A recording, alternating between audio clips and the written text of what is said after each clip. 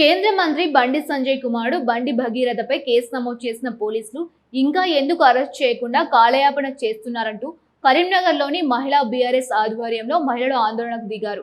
తెలంగాణ చౌక్లో ధర్నా నిర్వహించారు. దేశం కోసం ధర్మం కోసం అని చెప్పే బీజేపీ నాయకులు మైనర్ బాలికపై జరిగిన ఘటనపై నోరు మెదకపోవడం విడ్డూరంగా ఉందన్నారు మహిళా బీఆర్ఎస్ నేతలు. నారి శక్తి బేటీ పడావో బేటీ బచావో అంటే మైనర్ బాలికకు అన్యాయం చేయడమా అని నిలదీశారు. కాంగ్రెస్ బీజేపీ పాలనలో తెలంగాణలో మహాభారతం నడుస్తుందన్న బీఆర్ఎస్ మహిళలు హనీ ట్రాప్ పేరుతో బాధితురాలిపై దొంగ కేసు పెట్టి కేసును డైవర్ట్ చేసి నీరుగార్చే ప్రయత్నం చేస్తున్నారని ఆవేదన వ్యక్తం చేశారు. కేంద్రంలోని పెద్దలు బండి సంజయ్ని బర్తీఫ్ చేయాలని, బండి తన ఎంపీ పదవికి రాజీనామా చేయాలని డిమాండ్ చేశారు. సీఎం రేవంత్ రెడ్డి ఈ కేసును సీరియస్ గా తీసుకుని బాధితురాలకు న్యాయం చేయాలని తెలిపారు. లేని పక్షంలో బాధితుల పక్షాన బీఆర్ఎస్ పోరాడుతుందని హెచ్చరించారు.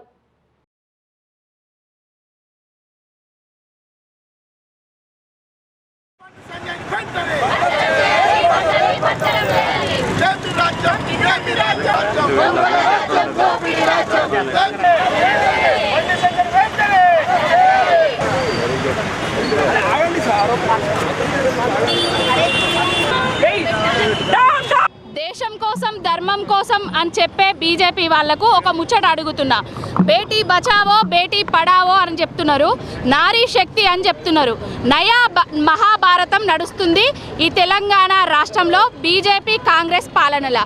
ఒక ఆడబిడ్డకు 17 ఏండ్ల ఆడబిడ్డకు కేంద్ర సహాయ మంత్రి ఏదైతే హోంశాఖ సహాయ మంత్రి కొడుకు ఏదైతే చేసిండో ఫోక్సో చట్టం కింద ఆ కేసులు విధించకుండా ఇక్కడ ఆమెను హనీ ట్రాప్ చేసిండనేసి ఇక్కడ ఆ బాలిక మీద బాలిక మీద 2 టౌన్ పోలీస్ స్టేషన్లో దొంగ కేసు పెట్టి తర్వాత పేట్ బషీర్బాగ్లో కేసు బుక్ చేస్తారు ఈయన మీద.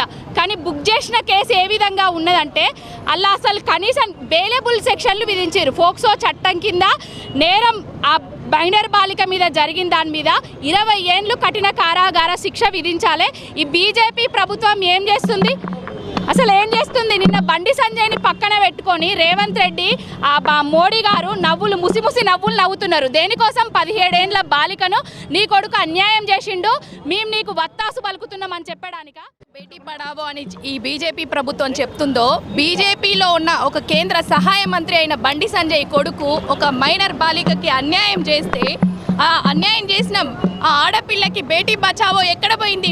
మరి ఆ ఆడపిల్లకు న్యాయం చేయకుండా ఆ ఆడపిల్ల మీదనే మరి హనీ ట్రాప్ అని అబద్ధపు కేసులు పెట్టి మరి ఇప్పుడు అన్యాయం చేస్తుంది ఆడపిల్లకి. మరి బండి సంజయ్ కొడుకుని కాపాడడానికి అక్కడ ఇక్కడ కంప్లైంట్ ఇస్తే అక్కడ ఎక్కడో ఇచ్చేసి బేరేబుల్ లేకుండా సెక్షన్స్ పెట్టి ఎలాంటి అంటే కాపాడడానికి అబద్ధపు అంటే అన్ని రకాలుగా వాళ్ళ దగ్గర ఏదైతే పవర్ ఉందో దాన్ని యూజ్ చేసుకొని మొత్తానికైతే చట్టాన్ని నీరుగారుస్తున్నారు. ఇలాంటి దాన్ని అసలు ఏ ఆడపిల్ల కూడా సహించదు. ఖచ్చితంగా ప్రతి ఆడపిల్ల దీన్ని ఛాలెంజ్గా తీసుకుంటుంది. ప్రతి ఆడపిల్ల కూడా ఇది ప్రతి ఆడపిల్లకు సంబంధించిన సమస్య, ఏ ఒక్క ఆడపిల్లకి సంబంధించింది కాదు.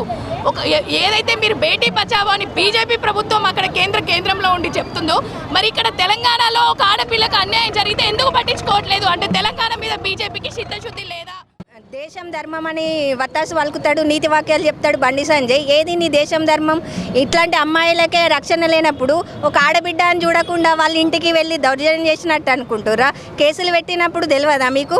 కేసులు పెట్టింది న్యాయం చేయడానికి, అమ్మాయిలను న్యాయం చేయండి. దేశం ధర్మం అన్నప్పుడు దేవుణ్ణి నేను ఇది వెళ్తుంది అది వెళ్తుంది, శవాలు వెళ్తాయి, మసీదులకు వెళ్ళి దవ్వుతాయి, అవి వెళ్తాయి కాదండి. అమ్మాయిలను రక్షణ కల్పించండి. మీరు కేంద్ర మంత్రి అయి ఉండి అమ్మాయిలకు న్యాయం చేయండి. మీ అబ్బాయిని వెంటనే శిక్ష విధించండి. బండి సంజయ్ గారు, మీరు అత్యంత నమ్మేటువంటి దేవతల పైన ఎప్పుడంటే అప్పుడు ప్రమాణం చేస్తారు కదా.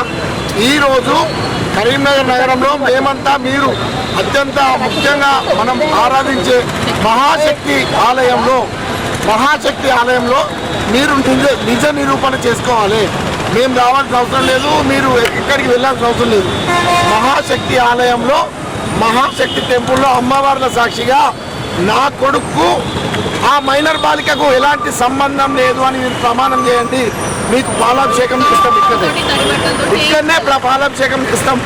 నా కొడుకు ఆ మైనర్ బాలికకు ఎలాంటి సంబంధం లేదు అని మీరు మహాశక్తి ఆలయంలో అమ్మవార్ల సాక్షిగా ప్రమాణం చేయాలి. లేని పక్షంలో ఒకటే డిమాండ్ చేస్తూ ఉన్నాం, మీరు బీసీ నేత మేమంతా గౌరవిస్తూ ఉన్నాం కానీ మీ ఇంట్లో జరిగిన తప్పిదానికి బేషరతుగా మీరు మంత్రిగా రిజైన్ చేయాలి, రాజీనామా చేయాలి. కరీంనగర్ ఎంపీగా కూడా రాజీనామా చేయాలి. నేను నిక్కచ్చిగా నిజాయితీగా ధర్మానికి న్యాయానికి కట్టుబడి ఉన్నా అని మాట్లాడుతూ ఉంటుంది కదా.